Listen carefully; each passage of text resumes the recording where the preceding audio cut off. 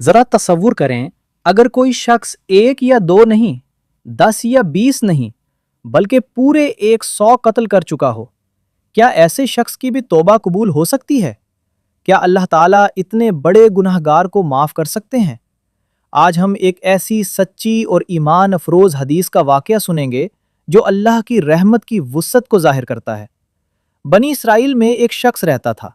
वो इंतहाई संगदिल और जालिम था। वक्त के साथ साथ वो कत्ल जैसे संगीन गुनाह में मुब्तला हो गया। यहाँ तक कि उसके हाथों 99 अफराद कत्ल हो चुके थे। लेकिन एक दिन उसके दिल में तौबा का ख्याल आया। उसने सोचा, क्या मेरे लिए माफ़ी का कोई रास्ता है? वो एक इबादत गुजार शख्स के पास गया और पूछा, मैं 99 कत्ल कर चुका हूँ, क्या मेरी तौबा कबूल हो सकती है? उस इबादत गुजार ने जवाब दिया, नहीं। ये सुनकर वो शख्स गुस्से में आ गया और उसने उस इबादत गुजार को भी कत्ल कर दिया।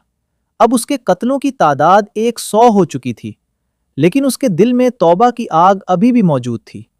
उस बार वो एक आलिम दीन के पास गया और फिर वही सवाल किया, मैं 100 कत्ल कर चुका हूं, क्या मेरे लिए तौबा का कोई रिलेट्स है?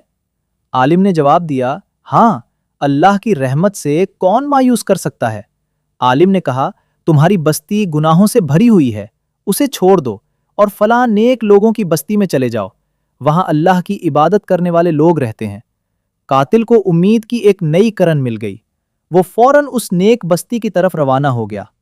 वो मुसलसल सफर करता रहा, लेकिन अभी मंजिल तक पहुंचा भी ना था कि मौत का वक्त आ गया। वो जमीन पर गिर गया और उसकी रूह कब्ज कर ली गई। रहमत के फरिश्ते आए और अजाब के फरिश्ते भी पहुंच गए।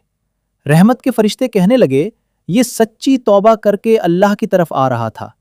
अजाब के फरिश्ते बोले, लेकिन उसने तो 100 कत्ल किए हैं। अल्लाह ताला ने एक फरिश्ता भेजा।